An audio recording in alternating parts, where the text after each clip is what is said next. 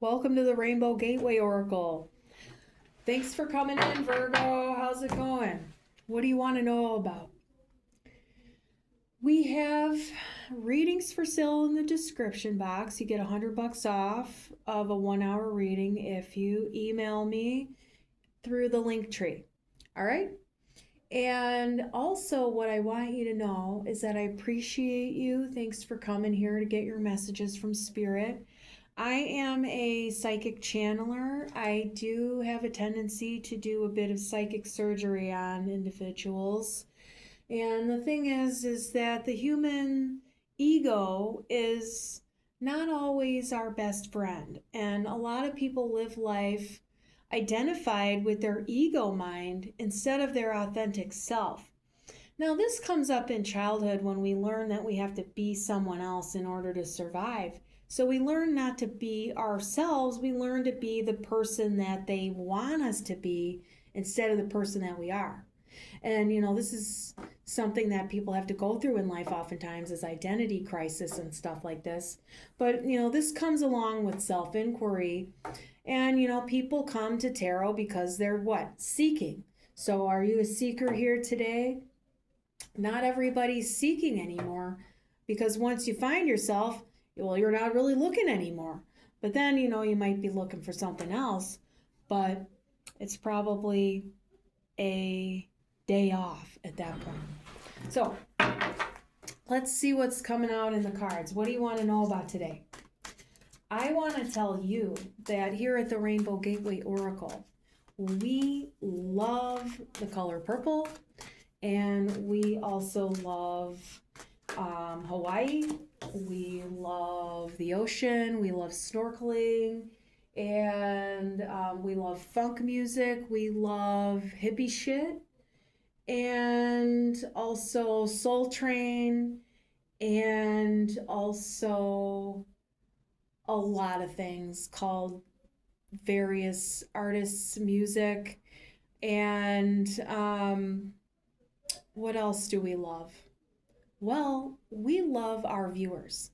And without you, we don't have a channel. We don't have anyone to deliver a message to. So thank you for coming and being here. Now, I'm having the Hermit and I'm having a Nine of Swords. So what's going on here with this late night excursion that you've been going on? I am getting that you're going on a late night excursion, and you're not at all listening to yourself about it. It's not making you feel good. You're not getting any sleep, of course, because it's a late night excursion, and then you still have to work the next day.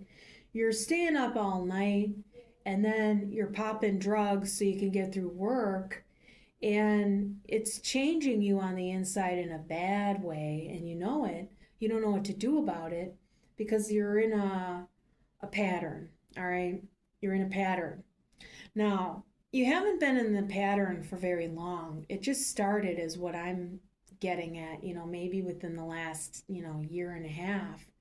You want to get out of it, because what's coming up here is that the reason this happened in the first place is because of a person called girlfriend, all right? And girlfriend hurts you real bad. She's a real evil, for sure. She's a real evil, for sure, is what I'm getting.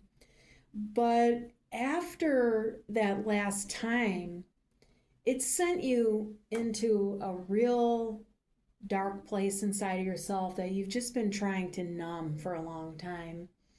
And so, that's why you have your late night excursion that you're going out on. But you don't have to punish yourself because of what she did in the relationship, because that's what I'm getting. There's a real unconscious level of self-punishment that you have inside. And you keep doing this late night excursion as a means to hurt yourself. Now, I've studied yoga and, have a yoga practice and everything. You might want to look up ahimsa. And, that's the concept of non-harming. being non-harmful to yourself. When you become non-harmful to yourself, it's, virtually impossible to harm anyone else either, Of course, there are, circumstances where that could happen, but, you're unlikely to do it subconsciously and definitely not deliberately. But I'm getting that you're gonna, get over this. You're gonna get through it here with the Six of Wands. You are not someone who's normally in this kind of headspace, but it really took you into a downward spiral. And, like I said, I feel like it's only been like a year and a half or maybe, 3 years tops. It's not any longer than 3 years that you've had this. I mean, it is an addiction pattern, but it's not something you should shame yourself over. It's something you can get help with. And I'm getting that what you would best need right now is a long weekend. Try to get one from work, all right? Like Friday, Saturday, Sunday, even Monday off, But even just Friday, Saturday, Sunday, you get 3 days off. Try to make it 4 or 5. And then we got this Two of Pentacles here. It'll help you feel a little bit more grounded. Like you'll feel like both feet are on the ground here with this Two of Pentacles. Only one foot is, solid on the ground. The other one's rocky. You need to feel like you're in mountain pose. If you're a yoga person, you understand mountain pose, Tadasana. You might even look up Tadasana. It's a pose you could learn and breathe into. Set your intentions and stuff like that. It might be a good thing for you to do. And if you're not into that, you don't have to. That might not be your style. But I'm just seeing that you're going to get through it, but you need to give yourself that space.